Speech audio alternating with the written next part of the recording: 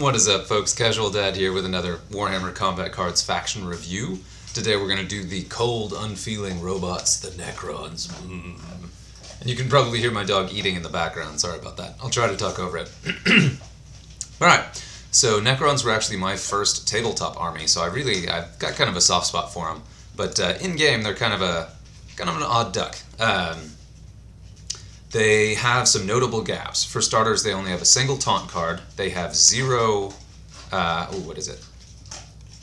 Well, okay, this threw me off. So they had zero poison until literally today. There's a new poison card put in the store. This is their first poison official card. A nasty little thing at 3 points.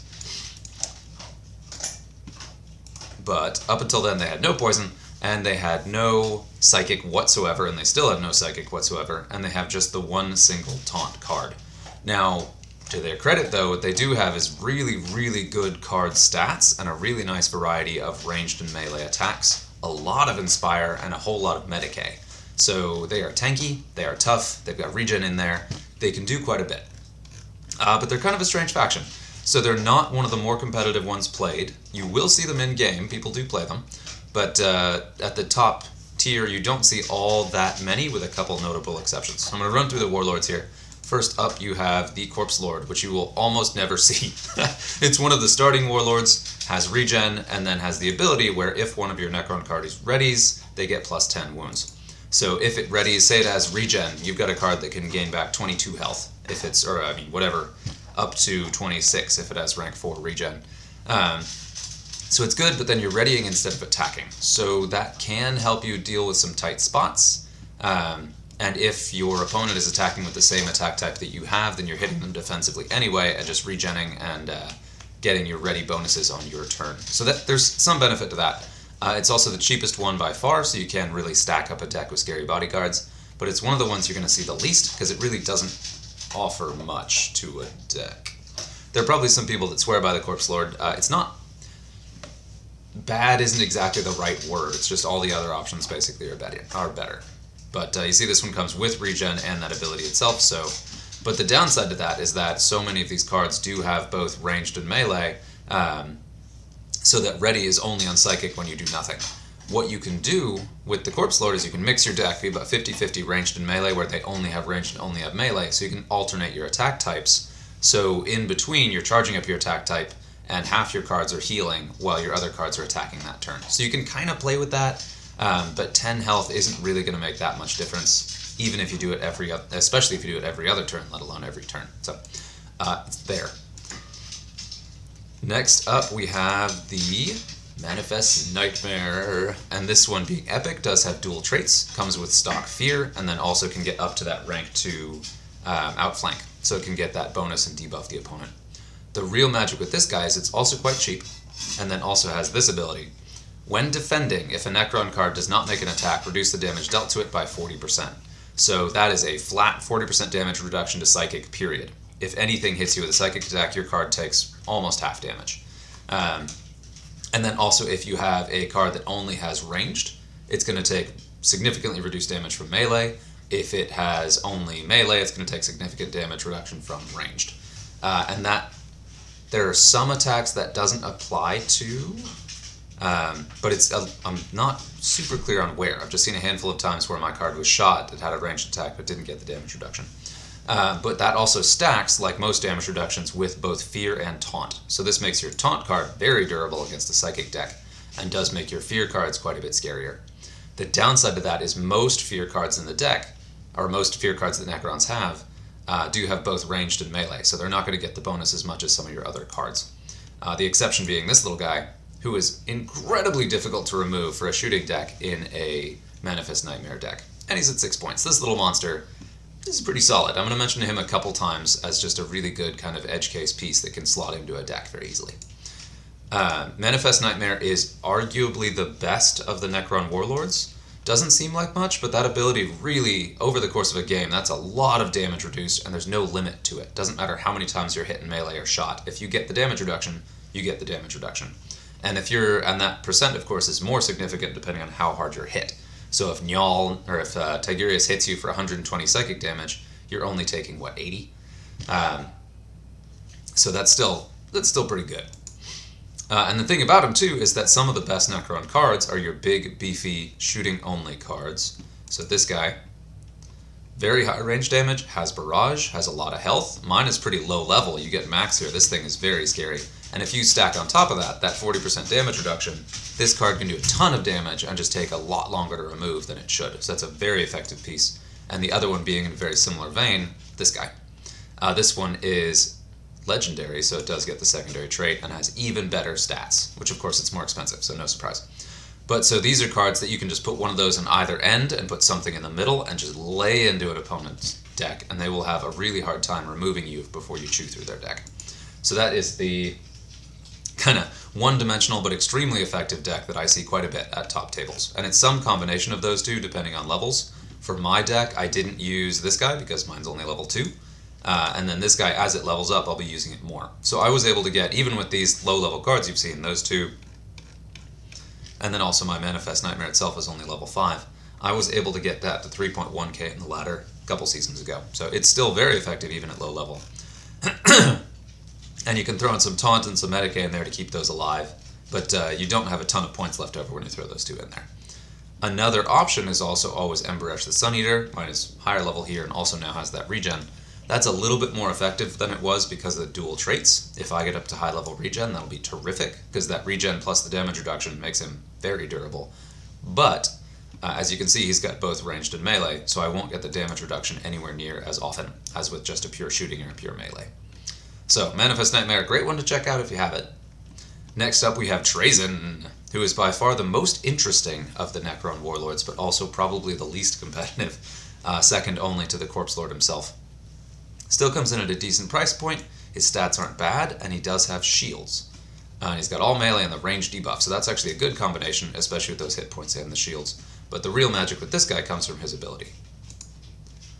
Oh man, okay, so complex wording. Anyway, so what happens is the highest card cost on your opponent's board is marked. And at the start of each turn, that mark can move if they play a higher cost card.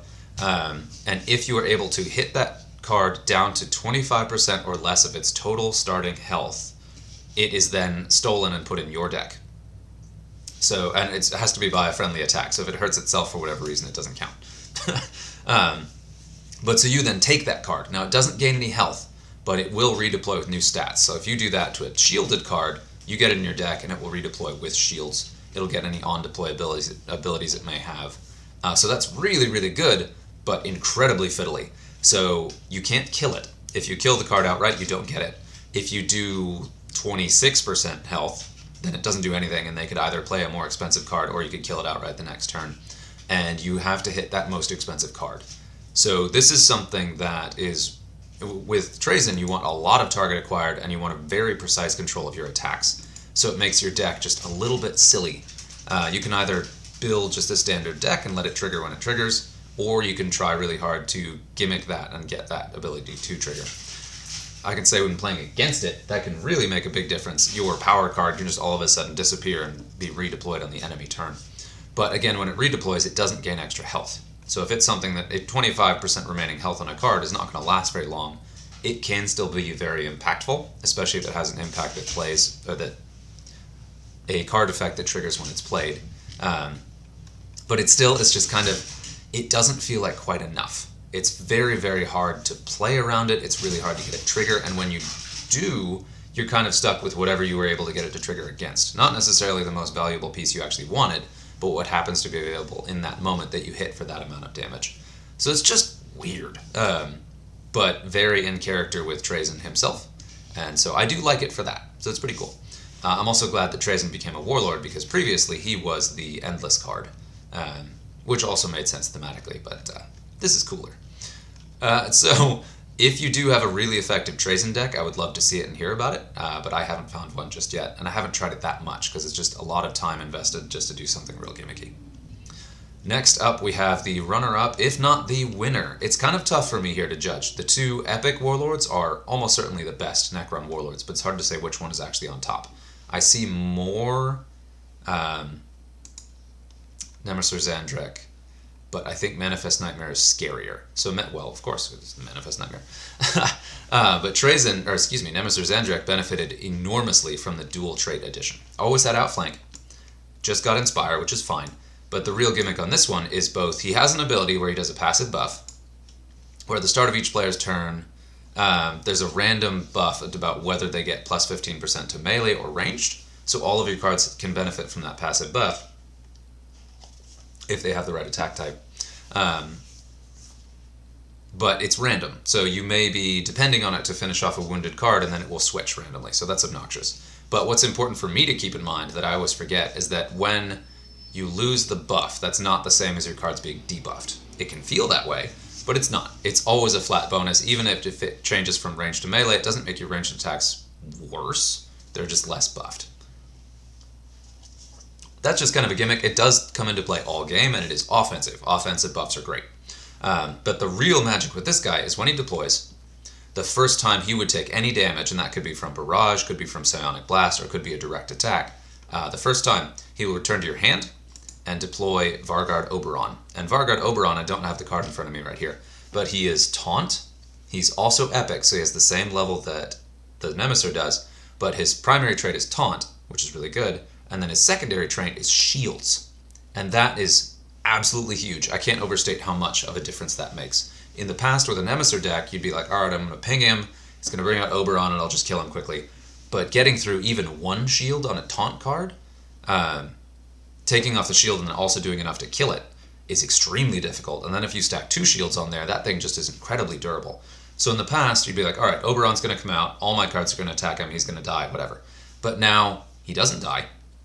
Pretty much ever. I don't think there's a single case where I've killed Oberon when he's dropped since the dual trait release. And then that means that instead of having an empty lane, when the Nemesor redeploys, he'll have a lane with the card that's probably got Taunt for another turn. He'll outflank you again. So it's just such... It's only one card, but it keeps the Nemesor alive longer, and also is just... gives you that extra lane. And the Vargard is no joke in melee either. He hits pretty hard. So that was an enormous buff to a deck that was already pretty good. Having a Warlord you can deploy, get outflank, and then pull back to your hand is always good, but getting a free extra card out of it, especially one as beefy as that'll keep your bodyguards alive too, is fantastic. And so if Nemesor's dropped on an enemy, and the enemy board has 2 bodyguards, you're just not going to see the Nemesor until you clear that, and it's going to take a minute. So yeah, absolutely terrific. Really does benefit from cards that have both ranged and melee. Because his benefit can trigger either way, and that lets you kind of switch off where, oh, I have the melee buff, I'll attack with melee right now, oh, I have the ranged buff, I'll hit with ranged right now. Of course, that's going to be dependent on what you're facing, but really good, very flexible, and kind of the best definition of Necrons as a faction, because he equally benefits both melee and ranged, and is just very durable, and is a nasty, tricky thing that keeps the Warlord alive. So, top-notch card. Jury is still out on which of the 2 epic ones is the best, but I would argue pretty hard that the epic ones are by far the best of your Necron Warlords. Next up, though, we have my favorite, Ulthakar, and he is the definition of a Bruiser Warlord, where he is meant to take some hits and dish them back out. He's rare, so he only has the 1 trait, and he has Berserk. This was my starting Warlord. He's one of the first ones I got really effective with, first one I got to 2k with. I just really enjoy him. He's at a higher price point. He will trigger... Big Game Hunter for bonus damage, so you want to watch out for that, because even though his health is pretty good, it's still not that good considering the cost and his stats. Particularly good if you can get him on the board with some Medicae and some Taunt.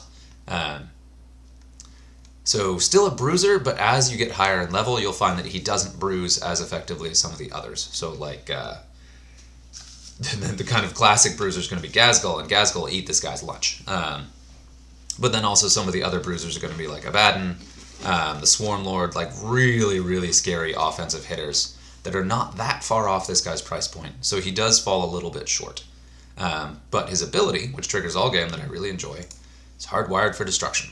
When an enemy card is below 75% wound, so if it's taken a little bit of damage, if it's taken 25% damage, all of your Necron card opposite it gets a flat stat boost of 15.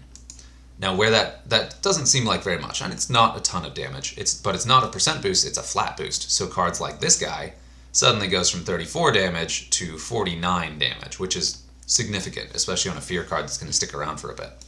Same thing for your endless cards. From 25 to 40, a 5-point endless card throwing out 40 damage is no joke. So that kind of thing, he really does make these extremely cheap cards significantly more threatening against cards that are damaged a little bit. So you can have a nice deck that has a bunch of kind of cheaper endless cards that benefit from that, and then fill it with some of the big scarier challengers that also get that benefit, where it's not quite as significant, but it does still trigger in a meaningful way. And one of my favorite pieces about him is you stick a big barrage card on your left lane. When it attacks, it's probably going to do enough damage to the middle lane to trigger that bonus, so you can easily cheese that bonus and stack it a little bit more for your neighboring cards, because barrage can also trigger that 25% health lost. So all told, I really enjoy Ulthakar. Again, Necrons was my starting army, and it was pretty cool when their whole personality changed around this whole Destroyer Plague. And I think the Destroyer Lord is just a sweet model. So this guy hit when I started the game, caught me at a good time, and caught me in a moment where I was really interested in that model and whole lore release. So it's got a little nostalgia there. And then we will finally tackle our only legendary, the Stormlord Emotech. And this guy's a little bit of a relic in terms of lore. He was the big bad of some of the early, fully fleshed out Necron codexes, but now he's been a little bit overshadowed by some of the others. Likewise in this game. But he did benefit a lot from the addition of secondary traits. He got Barrage, and can go up to rank 4 Barrage with rank 4 Inspire with a really high base ranged attack. So the combination of those is very scary. He can hit incredibly hard shooting himself. And that's the thing you'll see if you go up against a high-level Stormlord deck. You can kill this guy, but probably not before he kills you back. So he's a lot more... He is a brawler, but he's a ranged brawler, which is an interesting touch. So he's got a bunch of hit points and a really high ranged attack. He may... And I'll double-check this, but thinking on it now, I think he's the only brawler-type Warlord who does ranged attacks. All the other ones are kind of melee heavy hitters with a lot of hit points. He's the only one I can think of right now that shoots really hard and is a high hit point Warlord. Of course, you pay for it. He's 66 points. And then he also will trigger big game hunter. So you're going to have a small deck, so you really kind of got to get the most out of it. And you got to have him at a pretty high level to be very effective. But his ability is always a fun one. Whenever one of your cards readies, a random enemy card loses 20 wounds. So that's a ready. If you do Psychic, all 3 of your cards activate and give you a buff, and will do a random 20 damage each to an opposing card without you taking any damage back unless they have Psychers. But that also applies to cards that ready when they're deployed. So this guy's popular. It's only 11 points. It readies when it plays, so it gives you a significant ranged attack buff, and then also does a random 20 damage to an enemy card. So any card that readies, I think this guy too, let's outflank. Any card that readies when you deploy it is a really great one to play with him. And I think some of the epics and legendaries got some of that. We'll find that. Somewhere in there are cards that'll get a bonus from that. But that is a pretty snazzy ability, especially if you have, say you've got a dominant ranged attack deck, but you put this guy in for defense. When you're doing your ranged attacks, this guy is still dealing 20 damage per turn to opposing cards, and also debuffing their melee. So it's kind of a fiddly ability. It's hard to really judge from the outside until you're actually playing it how effective that can be.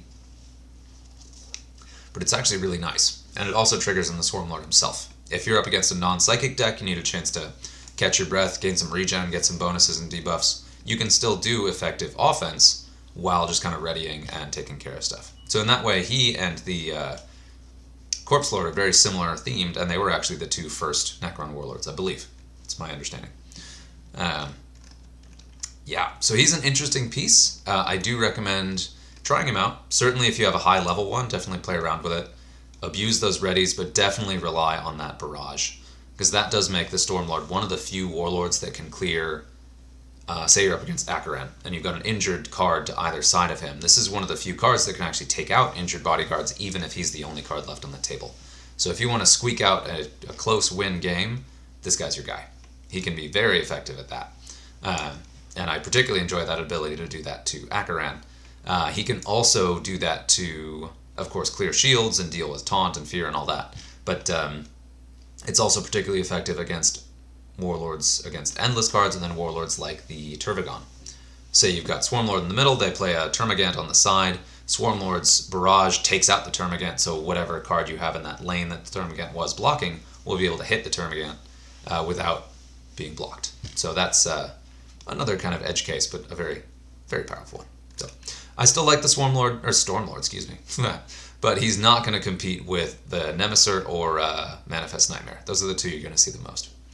In terms of cards in the faction, I mentioned they have a bunch of Medicae. They've got some good attack on drop. They've got really solid melee, but the most effective Necron decks you're going to see are going to be ranged. Which, that's the thing. That's kind of their faction identity. Some of the cards you're going to see the most are going to be this guy. Has very high health and has both regen and Medicae. And has a very potent melee attack. So he can benefit from Manifest Nightmare's ability because he doesn't have a ranged attack. He can benefit from just about any of them, but it's actually kind of good to have cards in this faction that only have a single attack type for a couple reasons. It's both the Stormlord, Corpse Lord, and Manifest Nightmare all benefit from that. And Trazyn can too, because if you have a card you don't want to hit anymore, having a card that's not going to hit it with a certain attack type can also kind of help cheese that a little bit. You get some really powerful Endless in this guy, one of these now 3 best Endless cards in the game, being this guy, Lucius the Eternal, and then of course the now Endless Celestine, the Living Saint. I would put the Incarn on that list too, but the Incarn is absurdly expensive, so it's not in the same class. It can work really well, but it's not the same as a 300 health taunt, or 300 health endless. Like, this is very effective. And this guy, again, can benefit from several Warlord abilities that make him even better. But kind of the defining cards of the faction are going to be your Satan. So your Satan shards down here. You probably will only see 1 in a deck, but it's not at all unusual to see 2. This one probably being the most common, because and mine's only level 4, and he's still very frightening, especially at that price point. Max level, this thing with regen, big game hunter, and those attack stats, this guy is terrifying, and is particularly good in something like a Stormlord deck, because he's a really big piece that can kind of hold up your lanes and let your cheap stuff kind of do its thing, and still be there for you in the end game to help you close it out. Really, really good. The other one you're going to see most often is probably the Deceiver at the cheapest one, and then the Nightbringer is my personal favorite, but never quite performs that well just because the melee decks are never quite as good as the ranged ones. But then also the one that I've been leveling and really, really like, Emberesh the Suneater. That Barrage is awesome. Having something this powerful and this hard hitting with Barrage really is a great time playing the game. You go up against a Badrek with Taunt and you're like, no, I don't care, I'm going to hit your other cards anyway. Sorry, too much. But really, really good. Of course, comes in at the 77 point price point, so that's a thing. This guy you're almost never going to see, which is unfortunate, just because it's just completely outshone by the other options, especially being a common. When you're starting out, you can get some decent benefit from this guy because he's going to level faster than your other cards if you have him, and he does have very good stats and fear, which can be very potent. Again, if you end up against the Psychic deck and you have Manifest Nightmare and this guy, it's going to take them a long time to remove this dude. Likewise, though, for Asgarad. That fear stacks with Manifest Nightmare, and unless you're up against if you're up against a Psychic deck, he's going to do well. Against anything else, it's not going to matter. He's still going to take normal damage, which is a bummer. But the addition of secondary traits did help these guys. They're mostly epic, so they only get rank 2 second traits, but still, that Furious Charge is good. You think about putting this guy in an Ulthakar deck, that Furious Charge will hit something, almost certainly hit it for enough damage to trigger the offensive bonus. So then your follow-up attack will be that much rougher. And even though that's a melee charge, the Ulthakar bonus is to both melee and ranged. So that will also boost your ranged attack as well. Deceiver was one of the ones you saw more often, but not very competitively, so his secondary trait of shields does make him definitely an interesting piece and very difficult to remove. He still comes in at a high price point with good health, but his attack stats are fine. I mean, you look at 90s and you're like, how is that fine? Relative to the other cards at that price point in Necrons, it's fine. Because for only 1 point more, you get this guy who hits just much, much harder. And has Fear, which is just generally a longer-term, more powerful ability than Outflank. And of course, this thing comes in cheaper and is a monstrosity. So yeah, that's why we're talking about the Deceiver being fine. Those are kind of some key cards. Other ones you're probably going to see a lot. You're going to see Simet. He used to define the faction pretty effectively. Haven't seen him as much since the faction's grown a little bit, but now that he got shields, he's starting to come back. which I think was intentional by the designers. They saw that his use had dropped off a lot, so they gave him that extra buff, and it's worked very well. So, very, very scary. Yeah. This is one of my personal favorite cards, also very good in the Ulthicard deck. Goes along the same thematic stuff I talked about with the Skorpek Destroyers, but yeah, he's fine. Never performs as well as you hope he will with that attack stat and the hit points and then the Berserk. He does well. I'm not going to undersell him, but I'm not going to oversell him either. He'll hit like a truck, but he will also almost certainly die. Let's see. Those are kind of the big ones. You're going to see those Medicaes a lot. This guy. This shield guy comes up a ton because he's, 11 points, 12 points. Has a decent melee attack, good hit points, and shields, and is common, so he levels up quickly. And also has the activate abilities that benefit him in Manifest Nightmare, benefit him in Swarmlord deck, Stormlord deck, and also benefit him in a Corpse Lord deck. And he'll also get quite scary in a Ulthicard deck if you start getting that plus 15 to melee damage. Yeah, not going to cover all the others that much. Some of the ones you are going to see a lot Scarabs because they're the cheapest card and they are endless. They just have melee too, so they benefit in the same way the others do. You probably are going to see this guy, this Taunt. It's the only Taunt card in the game aside from Nemesor's Vargard. But 9 points, good hit points, and has both melee and ranged. He can clear shields. He can tank stuff as a Taunt card. He's a really, really good piece to consider putting in your decks.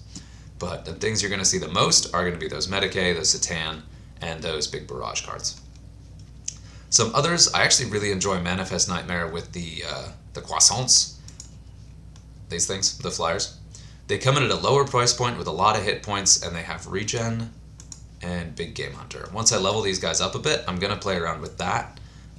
Not having barrage is going to hold that deck back. I'm hoping that with that price point, I can squeeze in some more cards that'll be ranged only.